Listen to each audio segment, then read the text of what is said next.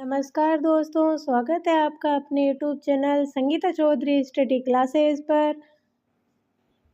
पिछले वीडियो में हमने रणथंभौर के चौहान कर लिए थे। आज हम जालोर के चौहान शुरू करेंगे। जालोर के चौहानों में शासकों के बारे में शुरू करने से पहले हम कुछ बेसिक कॉन्सेप्ट देख लेते हैं, जिनमें जैसे बिजोलिया शिलालेख में जालोर का प्राचीन नाम जाबालीपुर था। बिजोलिया शिलालेख वही 1170 वाला शिलालेख है जिसके बारे में हमने अपने फर्स्ट वीडियो में पढ़ा था। आप पहले वीडियो को देख सकते हैं, बिजोलिया शिलालेख की पूरी जानकारी उसमें है।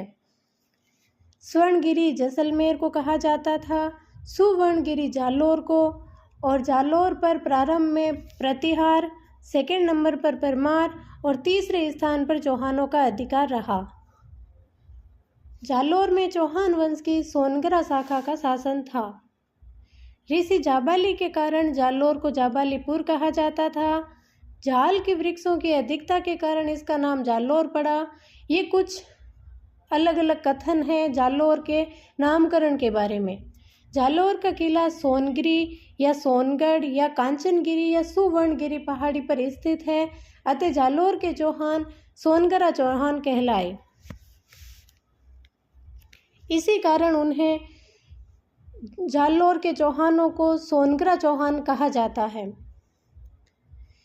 सबसे पहले शासकों में नाम आता है कीर्तिपाल का।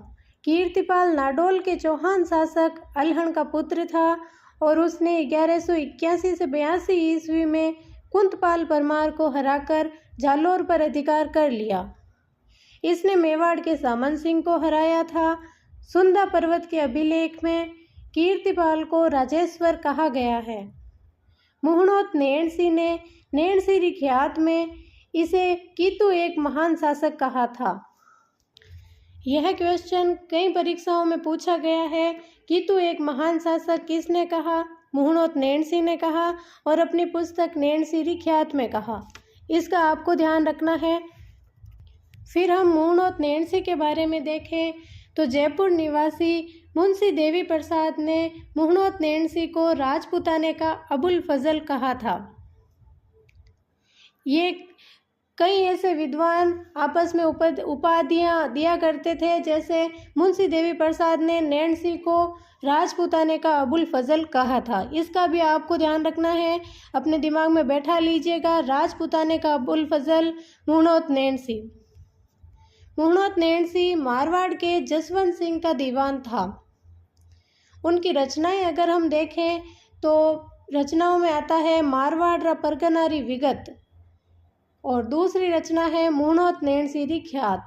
मारवाड़ रा परगनारी विगत मारवाड़ के प्रमुख परगनों के बारे में पूरी जानकारी है इसमें, इसलिए इसे राजस्थान का गजेटियर भी कहा जाता है। और मुहणोत नैणसीरी ख्यात ये राजस्थान की प्रथम ख्यात मानी जाती है। अगले शासक के रूप में आते हैं समर सिंह। समर सिंह ने अपनी बेटी लीला देवी की शादी गुजरात के चालुक्य राजा भीम द्वितीय से की।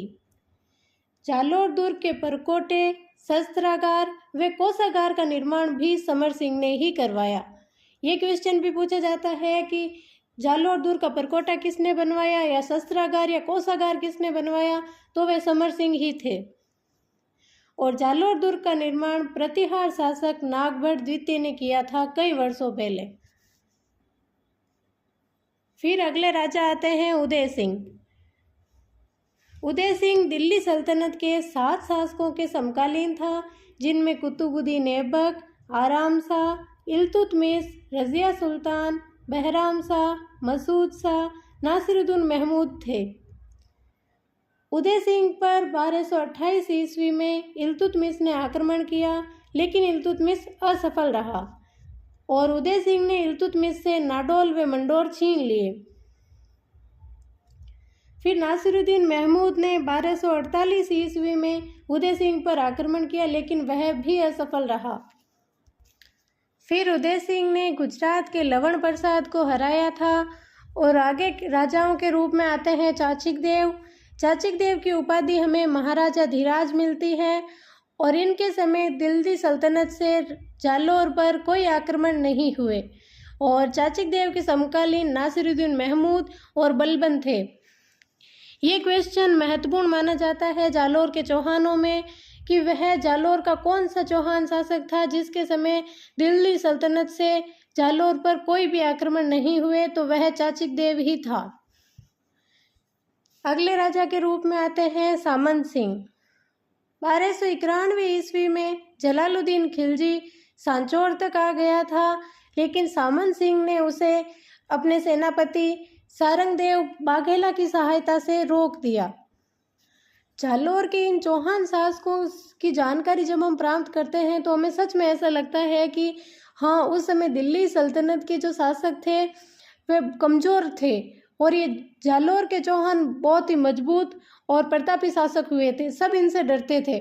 हमें इतने से भी पता चल जाता है चाचिक देव हुए, सामंत सिंह, उदय सिंह, समर सिंह, किसी को भी ये दिल्ली सल्तनत के शासक नहीं हरा पाए थे। तो इनकी वीरता का अनुमान हम ऐसे भी लगा सकते हैं। आगे की वीडियो में हम कानरदेव चौहान, जो जालोर के चौहानों में सबसे प्रतापी और महान शासक थे, उसके बारे में जानेंगे। आज के लिए इतना ही। अगर वीडियो अच्छा लगे तो like, comment, share and subscribe जरूर करें। Thank you.